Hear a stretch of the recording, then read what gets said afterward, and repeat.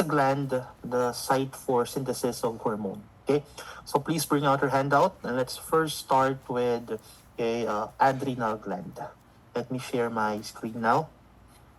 Please type yes if you are ready.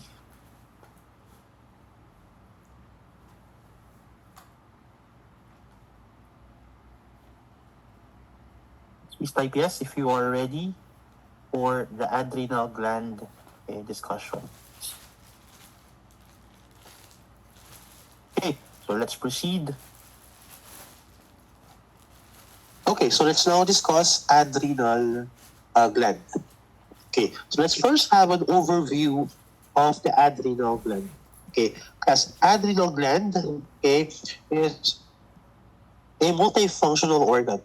Okay, when we say multifunctional organ, yes, this gland is able to produce steroid hormones and neuropeptides that are essential for life. Okay, this gland or this organ is capable of producing steroid hormones and neuropeptides that are essential for life. Okay, now most pathologic conditions of this gland are linked by their impact on certain important physiologic parameters. Okay, example class, a very good example is the impact of the abnormality in the adrenal hormones with regard to blood pressure. The class, okay, with blood pressure. What else? Plus, the impact of the adrenal hormone abnormality with the electrolyte balance. Okay, class, kakaroon ng electrolyte imbalance, di ba, class, when there is abnormal level of adrenal hormone. Okay? What else? Class, also in the laboratory, okay, adrenal hormones can be useful for differentiating a patient's condition, for diagnosing a patient condition, especially those with unexplained weight loss or weight change, those having anxiety, weakness, orthostatus, okay, palpitations, headache, chest pain, and also abdominal pain. This clinical signs and symptoms are also related to possible abnormal activity of the adrenal gland. Let's now proceed. Okay, yes. So there are two possible conditions, okay, that may occur when there is abnormal adrenal gland function. First is the adrenal hypofunction and the adrenal hyperfunction. Okay, because when we say hypofunction, okay, there is decreased synthesis and decreased secretion and function of the adrenal hormones. Okay, when there is adrenal hypofunction, ito, this is generally treated, okay, with exogenous hormone replacement. Okay, so as laboratory synthesized hormone is class prepared and as it is administered, injected to the patient, okay, to replace the deficient hormone as in the body. Okay. The second one is adrenal hyperfunction. In this condition, there is class increased secretion, increased synthesis, increased secretion, and increased activity of the adrenal gland. So in this condition, there is a different approach for the management. Class in the clinical setting, in the hospital, patient with this condition generally is treated with pharmacologic suppression or surgery. Plus, when we say pharmacologic suppression, these are drugs that would inhibit, or that would suppress, the adrenal gland activity.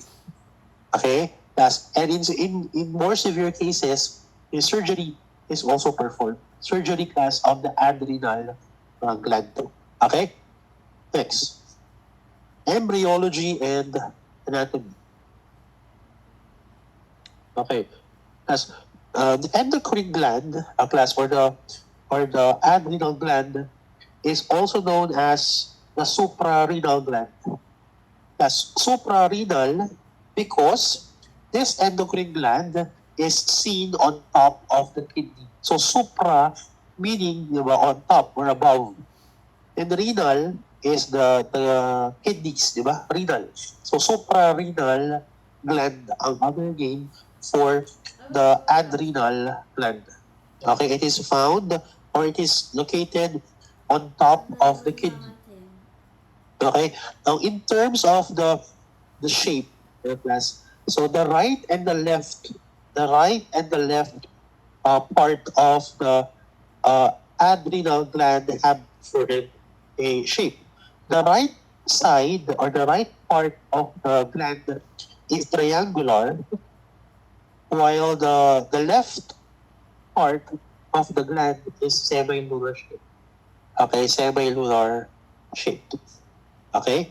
So, above the kidneys, ang kanyang location with the right part having triangular shape and the left part having semi-lunar shape. Okay? Okay. So let's discuss let's discuss as the parts. Okay? So basically, the adrenal gland is composed of distinct but conjoined glands. Okay? So there are two main parts of the adrenal gland. Okay? So we have the outer and the inner. Okay? So the outer adrenal gland is the cortex, and the inner adrenal gland is the medulla. Okay? Now, macroscopically, let's do maybe differentiated according to the color or the appearance color. So the outer adrenal cortex is somewhat yellowish in color, while the medulla, the inner part, is somewhat dark mahogany brown in color. Okay? So the cortex is somewhat yellowish, plus ang medulla a dark mahogany brown in color. Okay? And this two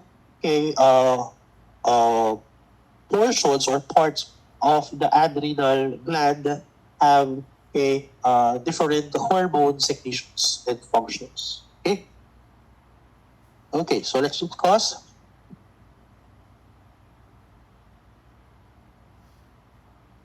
Okay.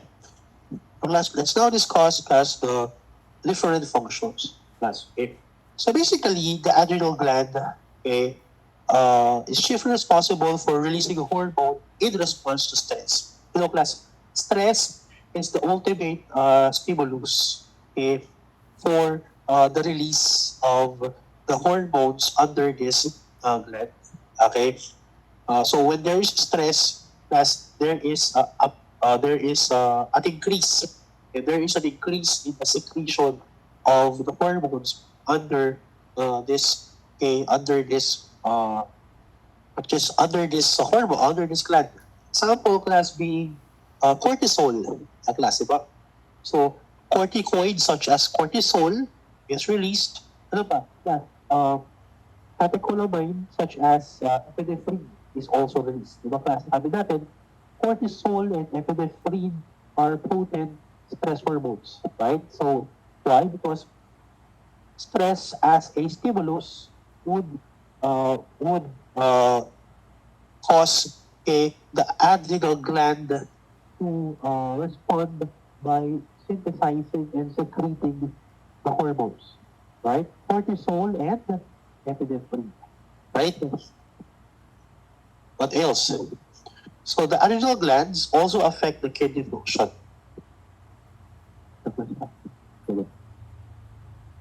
So, class, through the hormone aldosterone, class. So, through the hormone aldosterone, di ba class, aldosterone is involved in regulating the osmolality, the plasma osmolality and the blood plasma level, right? So, also class, through the aldosterone, the kidneys can be able to reabsorb or to excrete certain types of electrolytes, di ba? As if you can still remember, di ba, in electrolytes, aldosterone promotes sodium reabsorption. And syempre, class, pag ang sodium na reabsorb, passively, sino kasama ang ma-reabsorb? Pati yung chloride, di ba? And class, when sodium is reabsorbed, of course, potassium is normally excreted, right? It is normally excreted. Okay. So let's discuss the different parts of the adrenal gland. Let's start first with the adrenal cortex. Okay. Yes. Adrenal cortex, this is the outer region of the adrenal gland secreting the steroid hormone. Take note. As adrenal cortex, this is the major site of steroid hormone production. Again, this is the major site of steroid hormone secretion or production. Synthesis or production and secretion. Okay? Okay, so let's discuss the different layers. So in the adrenal cortex, class, okay, in the outer part of the adrenal gland, there are three layers. Okay, there are three layers that subdivides the cortex. Okay, so we have the outermost or the most superficial layer, the middle layer, and the innermost or the deepest layer. Let's discuss. So let's discuss the most superficial layer is the zona glomerulosa, also known as the G zone. Bakit G? Gamma G? Because of glomerulosa. Okay, because of glomerulosa. Okay, let's continue, class. So the most superficial cortical layer is the zona glomerulosa, also known as the G zone. G for glomerulosa. Okay, G for glomerulosa. Okay, the primary product of this zone is the mineralocorticoids or the aldosterone. Okay, aldosterone. So class, basically, since aldosterone is the primary product, the G zone or the zona glomerulosa is class critical for sodium retention, diba? As for volume regulation, diba? Ano pa? Plus for regulating also the level of potassium and acid-base homeostasis. Acid-base homeostasis, right? Next, middle or the cortical layer. As this is the zona fasciculata. Okay? Now, class, the middle layer is also known as the F zone. F for fasciculata. Okay? F for fasciculata. Okay? Primary product for the middle layer is the cortisol, the glucocorticoids. Because basically, as we all know, cortisol is critical for blood glucose homeostasis and also blood pressure. Plus, ano nga ulit ang function ng cortisol, if you can still remember? Is it a hyper or hypoglycemic agent? Can you type?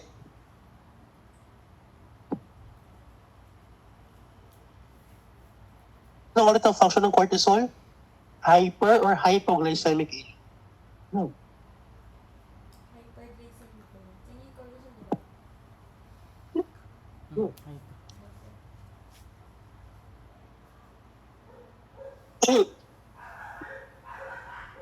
Yes, tama kayo lahat. Hyper. Kasi nga class, di ba? In our body, just out of the 7 hormones that could affect glucose level, only one is hypoglycemic. And that is insulin. All the rest, hyper. Di ba? Glucagon, somatostatin, growth hormone, cortisol, epinephrine, di ba? Plus thyroxine, plus among others. So, cortisol is a hyperglycemic agent as well. Okay, plus it is also a hyperglycemic agent. Plus also blood pressure is regulated by cortisol, right? Plus also, plus cortisol is also able to generate androgen precursor such as dihydroepiandrosterone. Dihydroepiandrosterone. Okay, dihydroepiandrosterone. This is the precursor, for androgenic hormones such as the testosterone, Okay? As yung gonadal hormones, as it will be discussed sa laboratory. Okay? So we will discuss this tomorrow, tsaka yung pancreatic hormones, no? Okay. So let's continue with the deepest or the innermost cortical layer. This is the zona reticularis or the R zone. Zona reticularis or the R zone. Okay. Primary product, we have the weak androgens. Plus weak androgens. Okay. For the sex hormones. Okay. Weak androgens as for the sex hormones. Okay. So let's now proceed. Please type A if this is clear so far.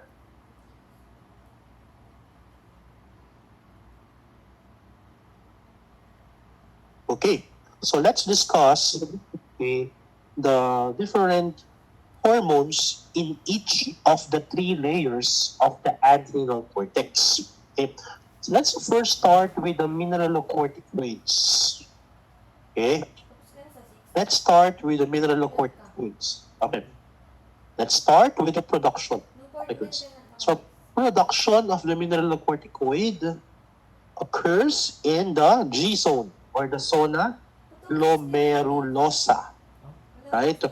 Now, yes, basically the primary hormone secreted for this type or for this category is the aldosterone. But aldosterone is the primary hormone. Okay, aldosterone is the primary hormone. Okay?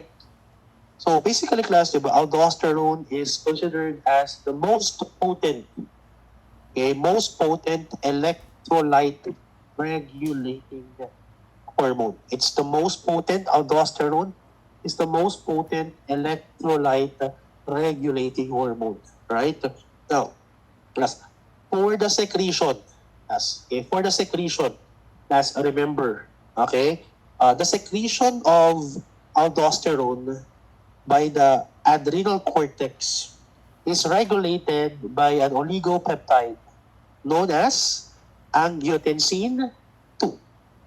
As diba, if you can still remember RNAS, angiotensin 2 is the physiologically active form of angiotensin. And angiotensin 2 would stimulate the adrenal cortex, diba, to release aldosterone. Diba? Now, so what will regulate angiotensin 2?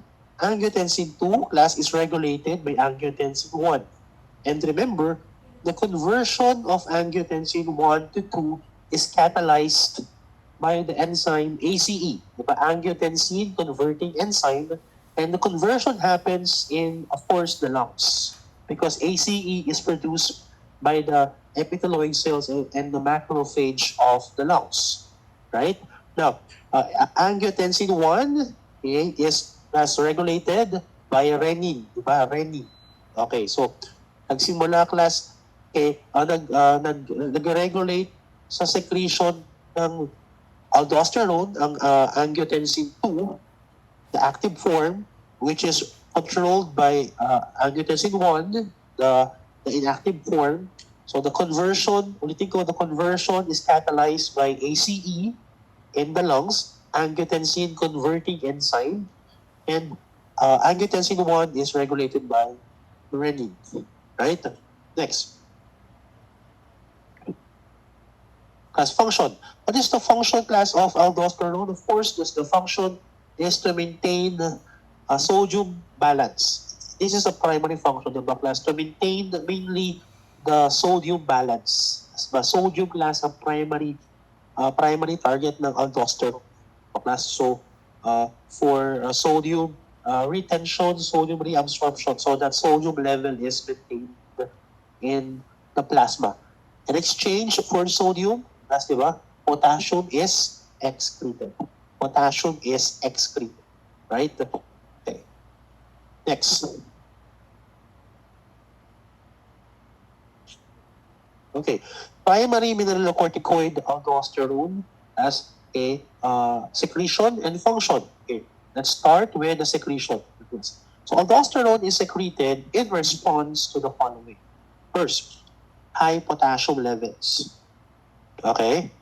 So, high potassium level class, aldosterone would excrete, di ba? Excrete potassium. And in exchange, sodium is reabsorbed. Di ba?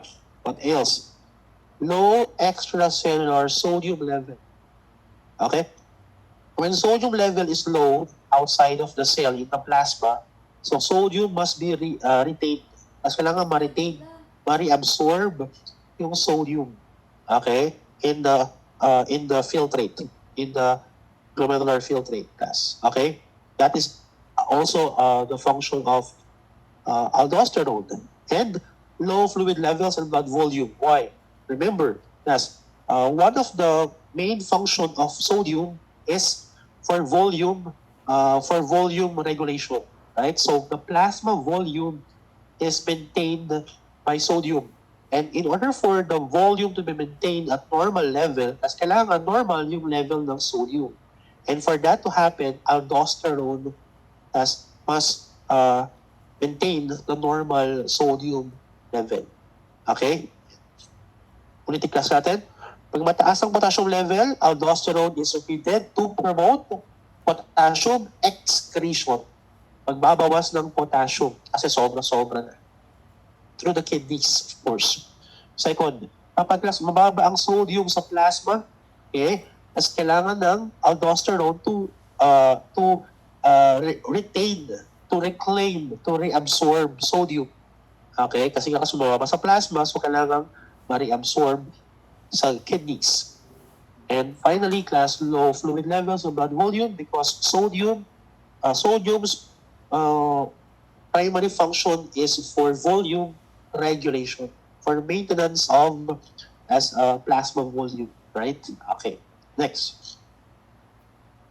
As aldosterone also affects metabolism in different ways, such as number one, aldosterone increases urinary excretion of potassium ions. That is in response to hyperkalemia or hyperpotassemia, right? So, sobra-sobra ang potassium sa plasma, kailangan magtanggal. And this will increase the urinary excretion. Next, it increases interstitial levels of sodium ions.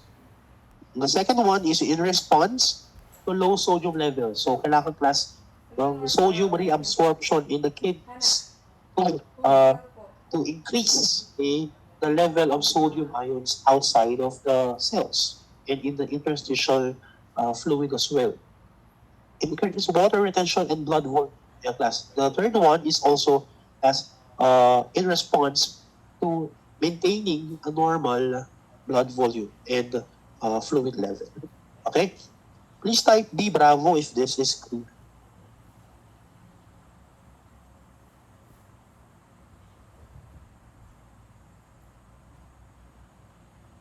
Okay. Let's now proceed, thank you, class, with the abnormality in the aldosterone secretion. As the condition is what we call hypoaldosteronism. Okay? So in hypoaldosteronism, there is decreased aldosterone secretion. Kaya po hypo. Okay? Now in hypoaldosteronism, okay, this is due to the destruction of the adrenal glands and deficiency of the glucocorticoids. Okay? So it is also associated with enzyme 21 hydroxylase deficiency. And class, what are the symptoms? Symptoms, please write the symptoms of hypoaldosteronism. We have hyperkalemia and metabolic acidosis. Again, hyperkalemia and metabolic acidosis. Okay? So that is hypoaldosteronism. I think that's deficiency of mineralocorticoid. Please check on that. It's not glucocorticoid, deficiency of mineralocorticoid. Mineralocorticoid. Okay? Please correct that. Okay, class? Kasi ang glucocorticoid po is cortisol. And again, that is mineralocorticoid for the first one. Let me read that. Due to the destruction of the adrenal glands and deficiency of the mineralocorticoid. Okay? Please correct that. Next. As ano symptoms? Hyperkalemia and metabolic acidosis. Okay? Next.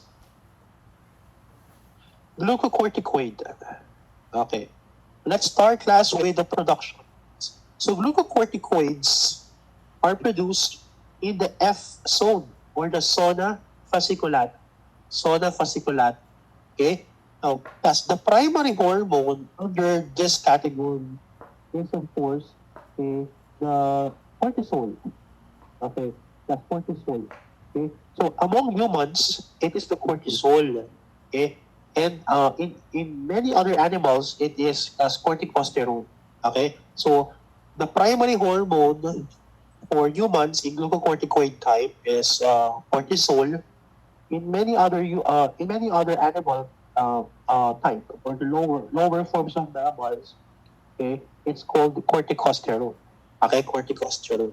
Now, the secretion of glucocorticoid is regulated by the hormone ACTH, adrenocorticotropic hormone, okay, which is secreted by what gland? The pituitary gland, specifically the anterior pituitary gland. Right? Now, for the function, okay, as basically, for the secretion, tuloy natin class. For the secretion, because the secretion of glucocorticoid is the urinal. The urinal. Ibig sabihin class, so the secretion happens during daytime. Early morning secretion. Okay? So, and the secretion of glucocorticoid is associated with a person's sleep-wake cycle. Okay, person's sleep-wake cycle. So highest level glucocorticoid secretion, okay, is early in the morning. Okay, between 6 to 8 a.m. 6 to 8 a.m. Okay. Now the lowest secretion of glucocorticoid is at night. Okay, around 10 p.m. to 12 a.m. Okay, so again, highest level of glucocorticoid secretion in class is in the morning, okay, 6 to 8 a.m. And class, the lowest secretion is at night, okay, 10 p.m. to 12 a.m.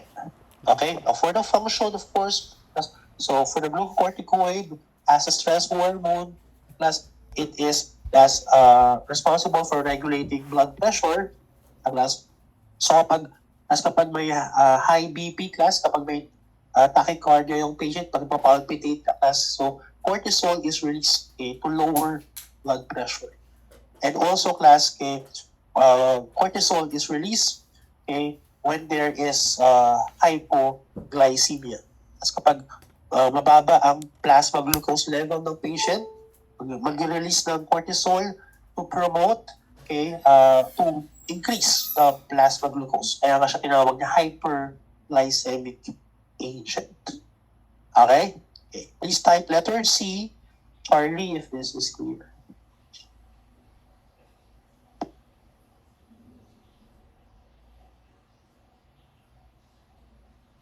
Okay, so how can glucocorticoids enhance metabolism? So these are the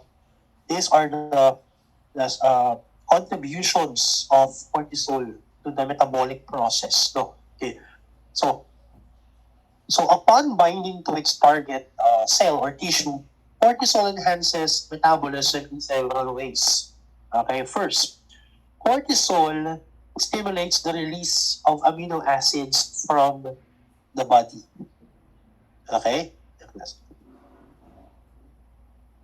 Next, cortisol also stimulates lipolysis, which is the breakdown of fats. Actually, class, through lipolysis, glucose 6-phosphate, diba, can be derived.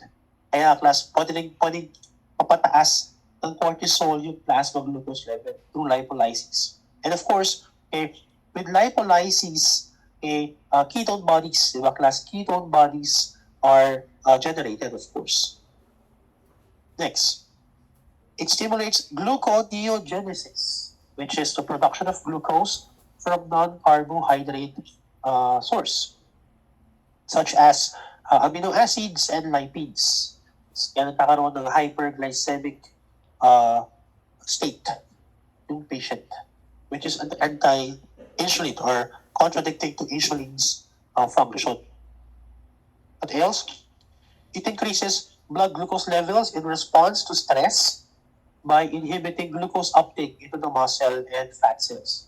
Okay? So, as yung as glucose uptake by the muscle and adipose are prevented. So, na-prevent yung glycogenesis in the muscle, na-prevent plus yung na-prevent yung conversion ng glucose into fatty acid sa adipose tissues. Okay? So, ang glucose class is retained in the plasma.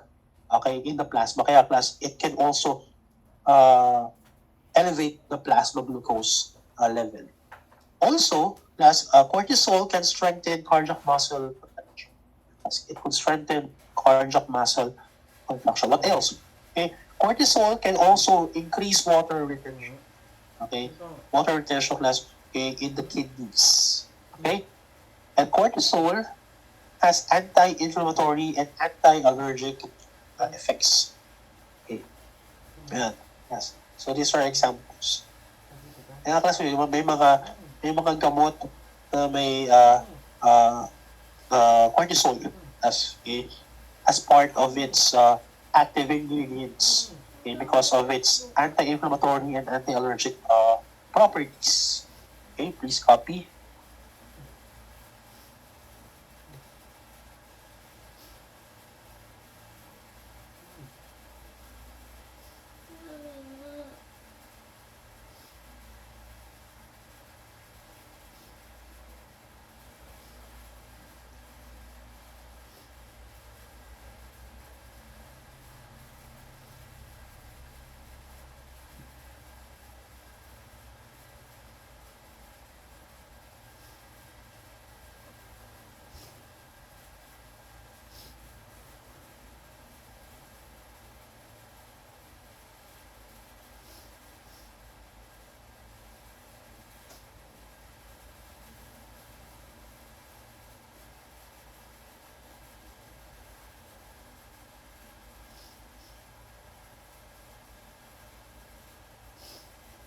Okay, let's now continue.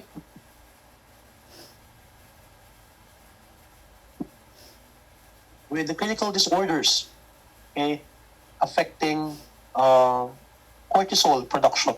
So we have hypercorticolism.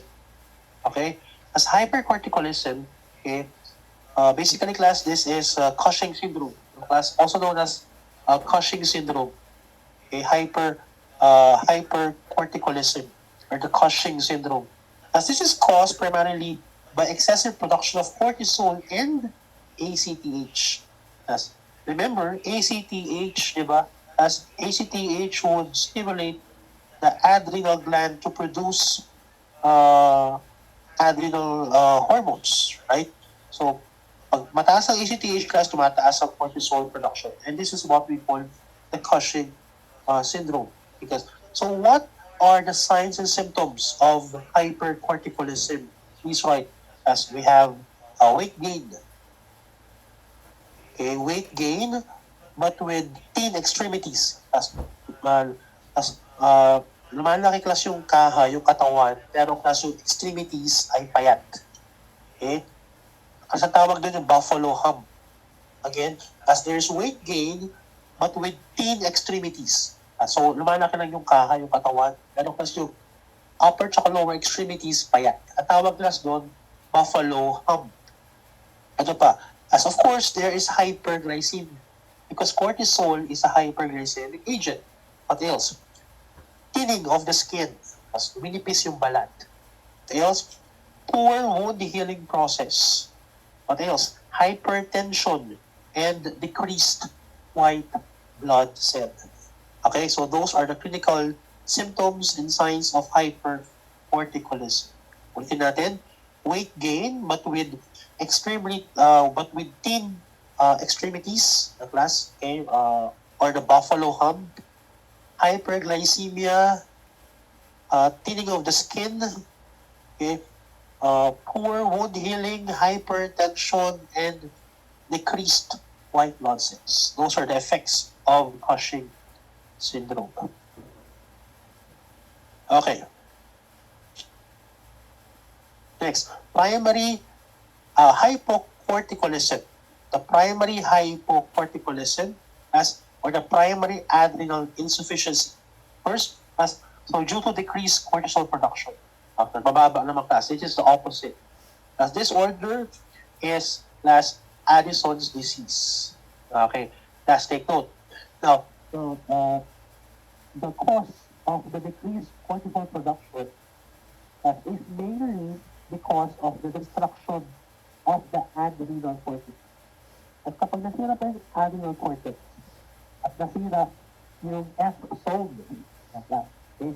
So, this could lead to hyposecretion. After 90% of the destruction of the adrenal cortex is the majority of the cause of hypocorticolism. Ano pa class? Aldosterone deficiency. Okay, aldosterone deficiency. And that excess ACTH release. Excess ACTH release. Okay? Okay, so for the disorder class, the Addison's disease. So what are class the clinical signs and symptoms? Okay? For the clinical signs and symptoms, we have the following. We have hypotension, hyponatremia, hyperkalemia, hyperpigmentation, and darkening of the skin. Again, as for the disorder, for the Addison's disease, so we have hypotension, hyponatremia, hyperkalemia, hyperpigmentation, and darkening of the skin. Sagiging darker yung skin.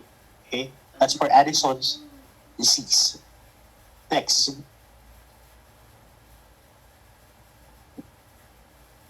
As in hypocorticolism, so we have the secondary and the tertiary type. Okay? Now, so sa primary, it's mainly because of the destruction of the adrenal cortex, specifically the F zone, di ba? But for the secondary and tertiary class, basically, this is due to a hypothalamic pituitary insufficiency with the loss of ACTH.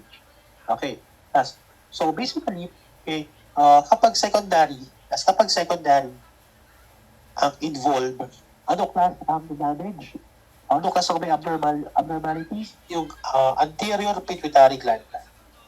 So, if the anterior pituitary gland is abnormal, mababa yung secretion ng ACTH. Tapos kapag naman tertiary, ano class ang abnormal? Yung hypothalamus. Tapos kapag hypothalamus ang may abnormality, mababa class yung CRH. Ano class yung CRH? Corticotrophic releasing hormone or the CRH. So, yung CRH class, di ba? CRH would regulate ACTH. And in turn, ACTH would stimulate the adrenal cortex.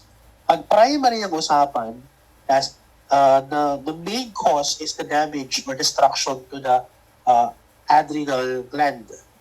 Kapag secondary class ang usapan, ang cause, that is abnormality to the anterior pituitary gland. Kapag naman class tertiary class, it is the hypothalamus, which affects the CRH secretion. Okay? So, class in secondary and tertiary hypocorticolism, take note, there is no problem with the aldosterone secretion, and there is absence of hyperpigmentation. Again, in the secondary and tertiary hypocorticolism, there is no abnormality no problem with aldosterone, and there is last absence of hyperpigmentation. Hyperpigmentation. Okay? Let us proceed.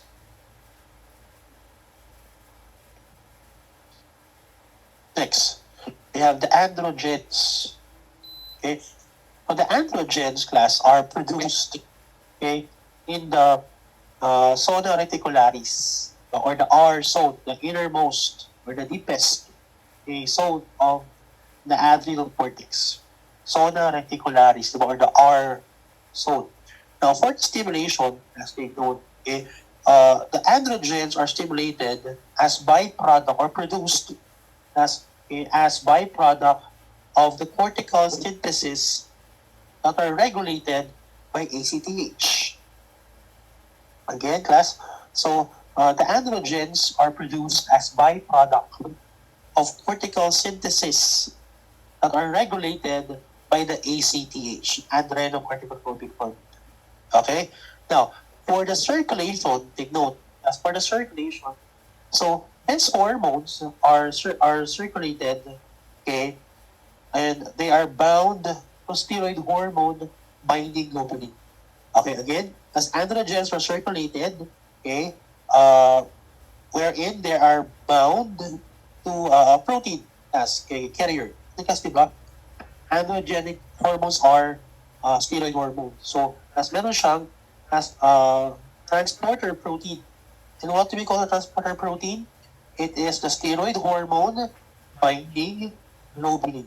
It's steroid hormone binding globulin, or SHBG. Okay? SHBG. Steroid hormone binding globulin. Kasi ito yung transporter ng mga androgenic hormones in the plasma. Okay? In the plasma. Okay? Okay. So let's discuss the most important androgenic hormones. Okay? So the most important androgenic hormones are as follows. Of course, testosterone. Testosterone is a hormone with a wide variety of effects.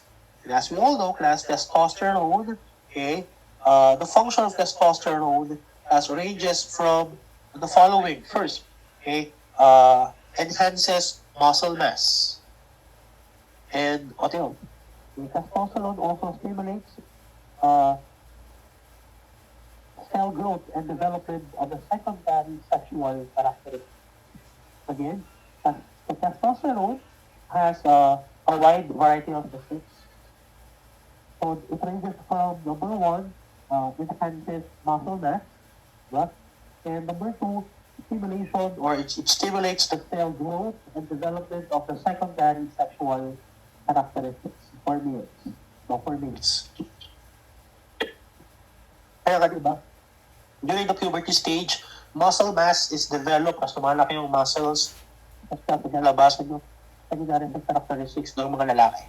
Diba? Hair growth, body hair, class body hair, size in the gonad, diba? Size in the testicle, and class yung Adam's apple, diba class, lumalabas, and the voice, depends, lumalalim yung poses. Okay? So, ayun class yung mga examples of mga secondary sex characteristics that would differentiate a man from a woman. Okay? And testosterone is responsible for that. Right? Next. Pati kasi, pati facial hair, of course. So body hair and facial hair are also class A evident when there is an increase in testosterone level. Next, dihydrotestosterone, or DHT. So this is a metabolite of testosterone, and this is a potent androgen hormone. Okay? So in fact, class, DHT is more potent than testosterone. Okay? In that, this DHT could bind more strongly to androgen receptors than testosterone. Okay? Again, DHT, a metabolite of testosterone, this is a more potent androgen hormone than testosterone. Why? Because DHT can bind more strongly to androgen receptors than testosterone. Okay? Yes. So those are the important androgenic hormones, okay, that are affected by the secretion or by the activity of the zona reticularis or the R zone. Next, androstenedione, another example of potent androgenic hormone or the andro class. This is an androgenic steroid produced by the testes, adrenal cortex, and the ovaries. Yeah, class. Okay. So, class, take note. Okay. So, androstenedione. Yeah, class. Okay. This is class converted metabolically. Okay. This is class converted metabolically to testosterone and other androgens. Okay. So they are also class parent structure of estrone. Again, this andro is converted metabolically to testosterone. Okay, to testosterone and other androgens. Okay, this androstenedione is also a parent structure of the estrone hormones. Okay, mga estrone hormones. Okay, next. Dihydroxyepiandrosterone or the DHEA. Ito kasukarin na sinabi natin. Okay? DHEA is the primary precursor of natural estrogens. Okay? Now class, DHEA is also called as dehydroisoandrosterone. Okay? Dehydroisoandrosterone. Okay? Now, the reticularis is also capable of producing the DHEA sulfate. Okay? Now, why is that so? Kasi bakit nagkakaroon ng DHEA sulfate formation? The DHEA sulfate formation is due to the catalytic action of the enzyme sulfotransferase. Again, as the formation of the DHEA sulfate in the R zone is due to the catalytic action of the enzyme sulfotransferase. Okay, sulfotransferase. One natin. Again, DHEA is also known as dihydroxyepiandrosterone, and this is also known as the dihydroisoandrosterone. Okay? So, androstenedione is metabolically converted also to testosterone or androgens. Okay. Now, since we mentioned estrone, di ba sabi natin kanina, androstenedione is also a parent structure of estrone. Let's mention estrone. Okay. So, what is an estrone? Remember class, estrone, okay, estrone, ESTRONE. This is considered as a weaker form of estrogen. Okay, estrogen. Now, so, estrone is typically produced by the special belly fat cells. Okay, and it is a major estrogenic form found in naturally menopausal women. Again, last, estrone is considered as a weaker form of estrogen, and it is typically produced by the special belly fat cells, and this is considered as the major estrogenic form found in naturally menopausal women, like estrone. Okay, let's now proceed with the adrenal medulla. Okay, so adrenal medulla is part of the adrenal gland. It is the innermost portion.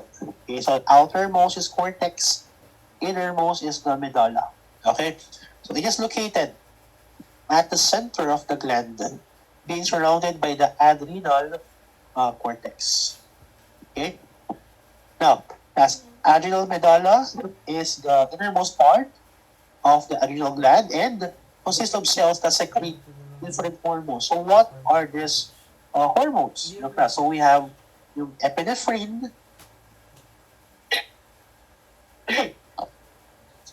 as epinephrine or the adrenaline hormone.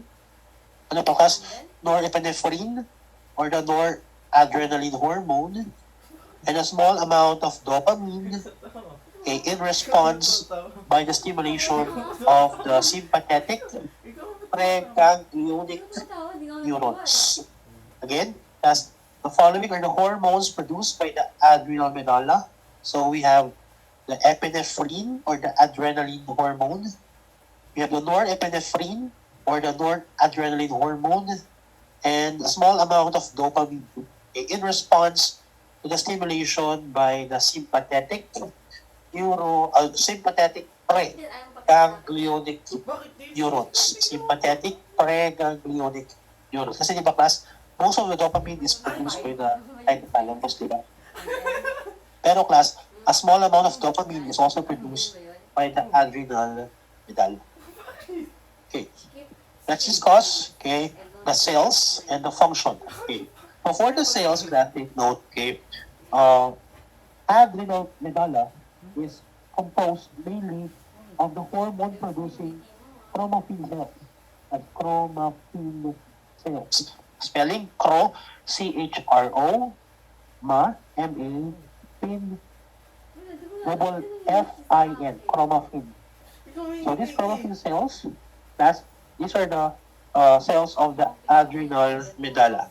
And last, chromaffin cell is the principal site of the conversion of the different amino acid tyrosine class into the catecholamine epinephrine, norepinephrine, and dopamine. Okay. Again, chromaffin cells po class ang involved dyan, ang cells in the adrenal medulla for the conversion of the tyrosine amino acids, okay, to epinephrine, norepinephrine, and dopamine. Okay? That's the function I already mentioned.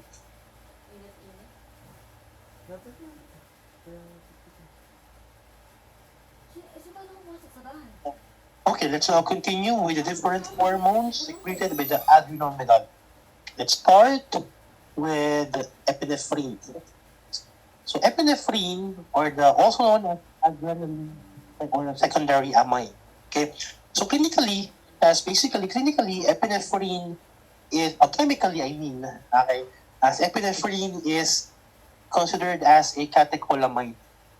Okay, so as epinephrine or adrenaline, class, is a hormone secreted by the adrenal medulla, okay, which could regulate, okay, strong emotions such as fear or anger cause.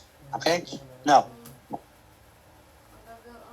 and take note, as epinephrine literally means on the kidneys, okay, in reference to the adrenal gland's anatomic location on the kidney. Class, that is epinephrine.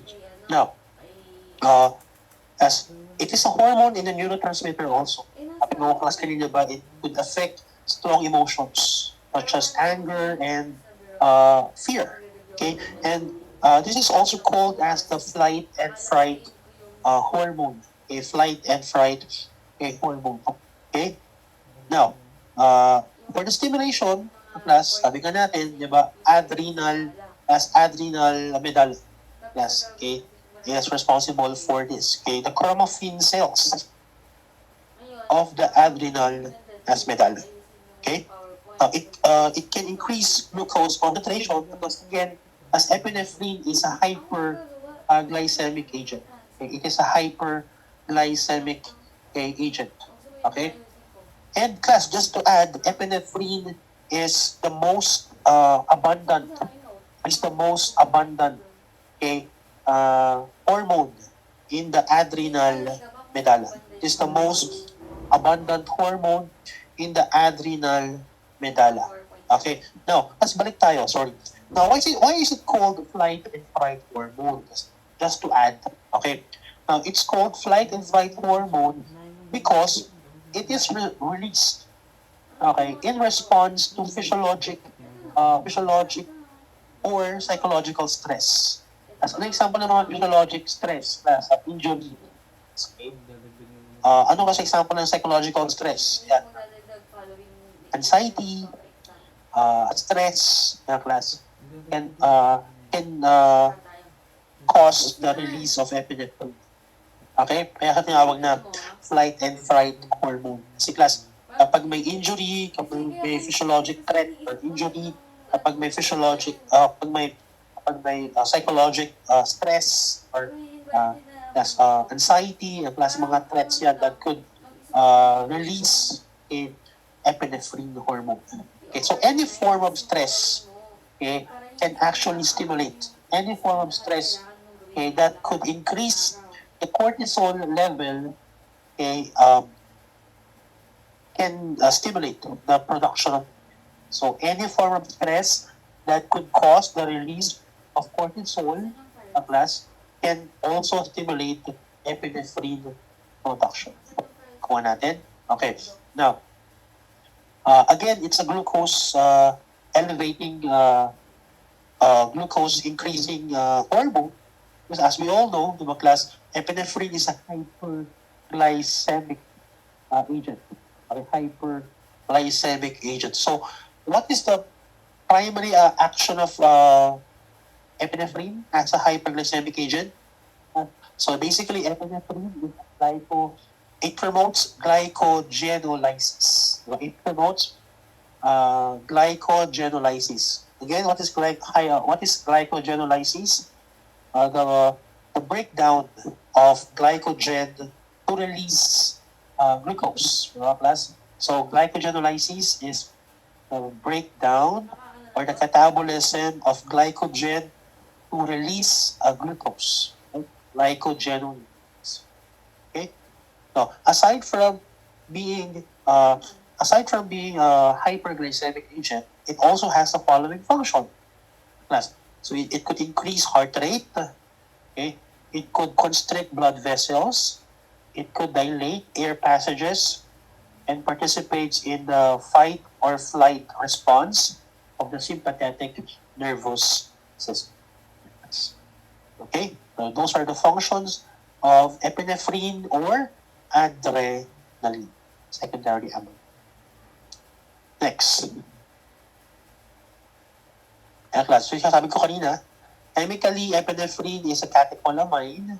Okay, this is a monoamine produced only by the adrenal glands from the amino acids phenylalanine and tyrosine.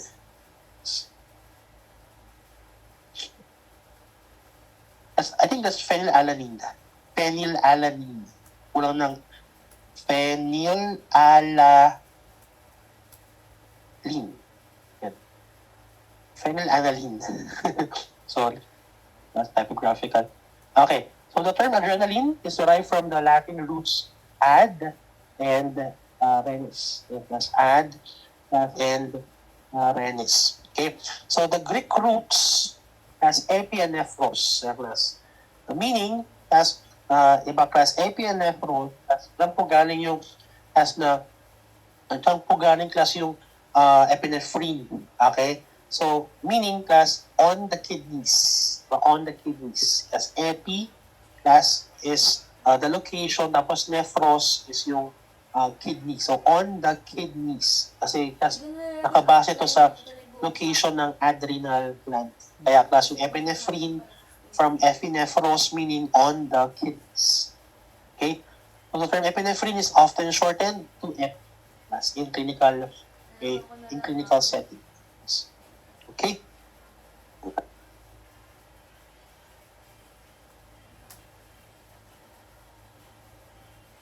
Phenylalanine yan ha. That's one. Okay, let's now proceed with norepinephrine, also known as noradrenaline or the primary amine. Okay? So this is a catecholamine with multiple roles, including hormone and neurotransmitter. Okay? So as a hormone and as a neurotransmitter class, ang function ng norepinephrine, just like epinephrine. No? So areas of the body that produce or are affected by norepinephrine are described as nor and adrenergic type. Okay? So yung as areas ng katawan affected by the activity or by the function of norepinephrine class is what we call the adrenergic, okay, areas. Okay? Okay, so one of the most important functions of norepinephrine is its role as a neurotransmitter, which is released from the sympathetic neurons affecting the heart. So therefore, class, an increased norepinephrine, okay, from the sympathetic nervous system could, of course, increase the rate of heart contraction. Okay? Opo natin. Again, an increase in the norepinephrine release from the sympathetic system, nervous system, it could also increase the rate of heart contraction. Okay, yun po yung kanyang effect. Next. So as a stress hormone, as norepinephrine affects parts of the brain such as the amygdala. Okay, the amygdala. As, ano ba kasi yung amygdala? Please write. As amygdala, okay, this is the part, okay, of the brain where attention and responses are controlled. Again, amygdala, this is the part of the brain where attention and responses are controlled. Okay? Now, so along with epinephrine, norepinephrine also underlies the fight or flight response. Okay? Class. So, why? Kasi remember, okay, increased norepinephrine will directly increase heart rate, okay, triggering the release of glucose from energy stores, and it can also increase blood flow to skeletal muscle because of its capacity to dilate the vessel. Again, so norepinephrine will directly increase heart rate. It could also trigger the release of glucose from energy stores from the muscles, diba? And it could also increase blood flow to skeletal muscles. Okay? So basically, the amygdala is an almond-shaped mass of nuclei, which is located deep within the temporal lobe of the brain. Again, amygdala is an almond-shaped mass of nuclei located deep within the temporal lobe of the brain. Okay? So, amygdala, please add, this is as a limbic system structure that is involved in many of the functions of the brain. Okay? So, norepinephrine, class, just to add, also increases brain's oxygen supply. Okay, class? Okay? So, very important, class, yung function ng norepinephrine in so many aspects. Okay?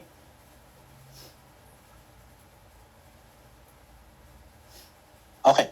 So, let's discuss further some of the functions of norepinephrine. As norepinephrine can also suppress neuroinflammation.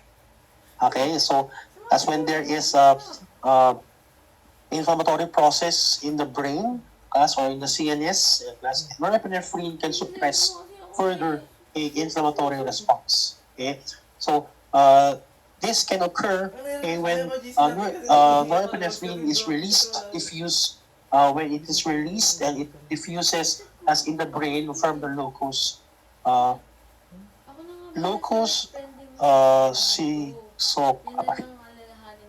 do you pronounce that?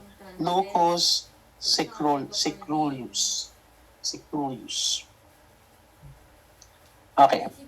So when norepinephrine acts as a drug, increases blood pressure by increasing vascular tone through alpha adrenergic receptor activation. So, mahalaga ang norepinephrine kapag class na hypotensive yung patient. So, papabilis class yung, di ba, it promotes increased heart contraction. Okay? It is helpful sa mga hypotensive patient. Kung magbagsak yung blood pressure. No? What else? The resulting increase in vascular resistance triggers a compensatory reflex that overcomes its direct stimulatory effects on the heart, called the baroreceptor reflex, which results in a drop in the heart rate called reflexive bradycardia. Okay?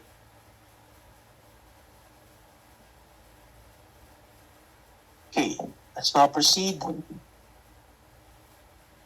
Norepinephrine is synthesized from dopamine by the dopamine beta hydroxylase enzyme. So the catalyst for the norepinephrine synthesis is dopamine beta hydroxylase. Okay, so norepinephrine is released from the adrenal medulla into the blood as hormone. Okay, and as a neurotransmitter in the CNS, in the sympathetic nervous system, where it is released from the noradrenergic neurons in the locus ceruleus. Okay? So the actions of norepinephrine are carried out via the binding of the antinergic receptors. Please take a picture. Okay. Next is dopamine. Di ba sabi natin dopamine is secreted, low concentration of dopamine is secreted also in the adrenal medulla. Okay? So dopamine plus, this is a catecholamine, biochemically it's a catecholamine produced in the body by the decarboxylation of 3,4-dihydroxyphenylalanine or the DOP. Okay? And last, dopamine is present in highest concentration in the regions of the brain because dopamine is normally secreted by the hypothalamus. Right? Okay. Diba class, dopamine is an inhibitor. Diba? Inhibitor yung class ng prolactin, if you can still remember. Diba? So dopamine has inhibitory function also with regard to other hormones. Okay. Next is enkephalin. Okay. Enkephalin, as they know, this is produced by chromaffin cells, and its main function is to control or to regulate pain. Okay. It regulates pain. Yung pain sensation. Okay. Okay. Let's now discuss the clinical disorders. Okay. Now for the adrenal medulla hormones. Okay, so we have pheochromocytoma. Okay, so presence of tumors on the adrenal medulla or the sympathetic ganglion. Commonly seen as in the mid part of life, that's third or up to fifth decades of life. So at the age of 32, age of 50, nag-manifest itong tumor na to. And as presence of pheochromocytoma is due to the overproduction of the catecholamines. Okay? Overproduction of the catecholamines. So what are the clinical signs and symptoms? So we have tachycardia, headache, okay, tightness of chest, okay, chest. So tightness of typographical, sweating and pallor. Tapos chest yan na chest, dibdib. Hindi chest yung laro. Ay, sorry. Okay. Next. Okay, so we have neuroblastoma. This is a fetal or this is a malignant condition which is seen among pediatrics, among children, resulting to excessive production of norepinephrine. Okay. So yung pheochromocytoma, sa mga adults. Okay? Yung neuroblastoma, this is class a condition commonly affecting the pediatrics or the kids. Okay? Yan, class. So in these two conditions, ano class ang common? There is class increased production class of hormones in the adrenal medulla. Please copy.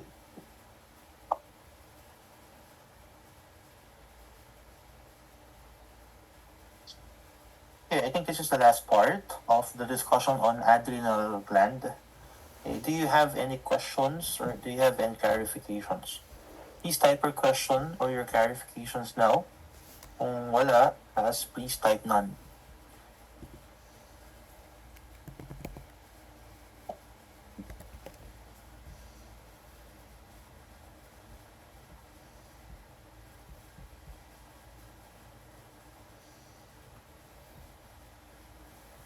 Okay.